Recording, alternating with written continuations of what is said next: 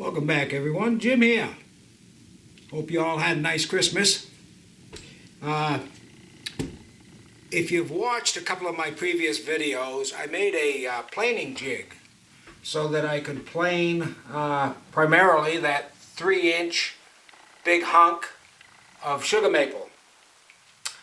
When I start using epoxy to finish it off, I want to do, I guess it's called a river fill, or make a river. One of those cracks I'm going to fill with some blue epoxy. And all the videos I've been watching, they show that typically you get bubbles, air bubble entrapments in the epoxy.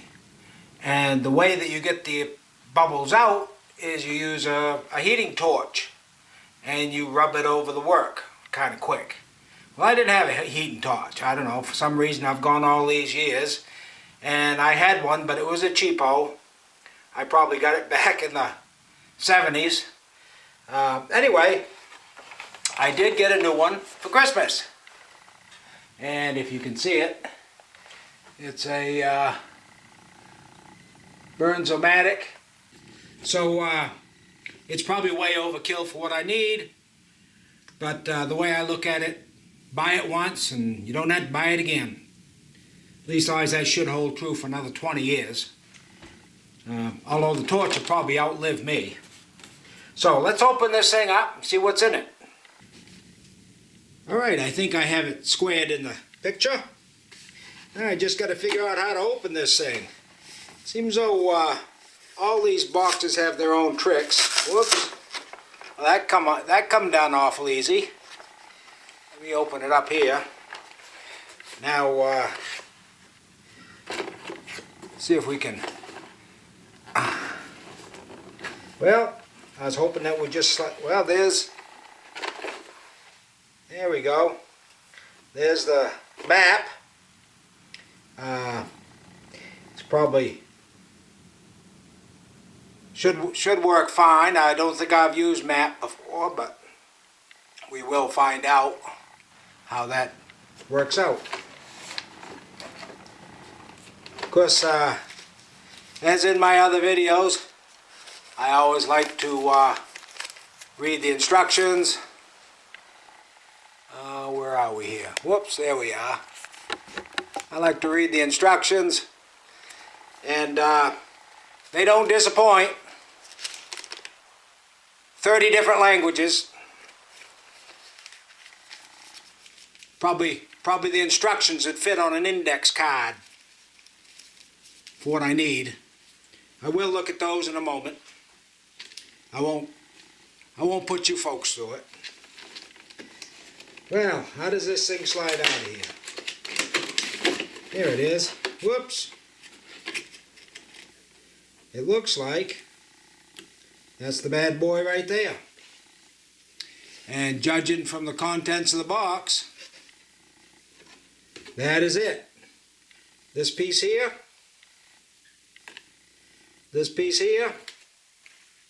a tray, and the instructions.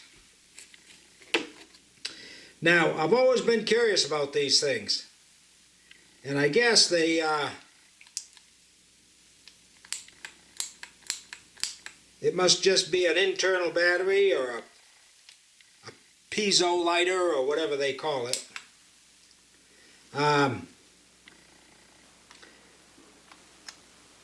I'm sure this has to do, you'd think these knobs, oh there we go, I see it now. Not sure if you can see that or not, but it's got a little slash right there, and it's unlocked. And apparently that's unlocked. Well, cool. Alright.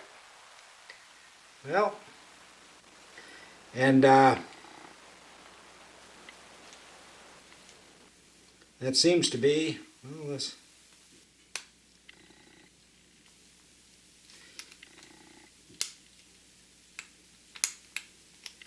I believe that's the only control there is.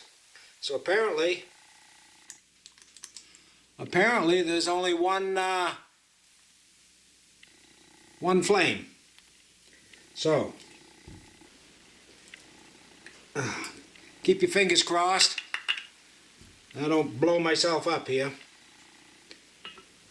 It should be pretty easy to use.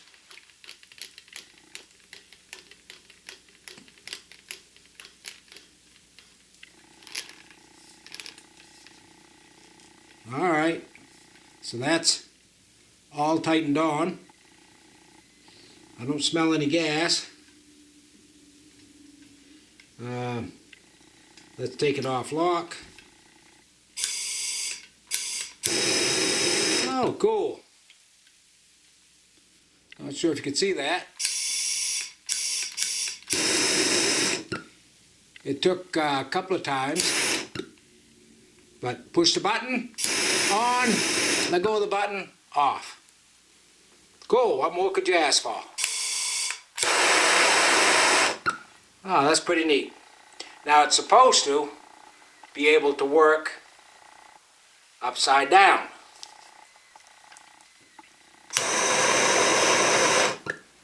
I would say that is successful. All right. Well, that was a simple little video. Personally, I don't like to keep these attached. When I'm using it, I'll hook it on, but until then, to me, safety first. Leave it disconnected. I don't believe there's any more to it than that. All right, well, I took a look at the instructions. I think I got it all pretty much covered. Now it says that this thing provides a hot, efficient flame for soldering, brazing, and heat treating. Oh, I left one out. And also removing bubbles from epoxy. So anyway, thanks for watching. This is not going to be a tremendously long video. But if you liked or learned anything, please like and subscribe. Give me that thumbs up. And I'll come back at you with some more videos. Thank you.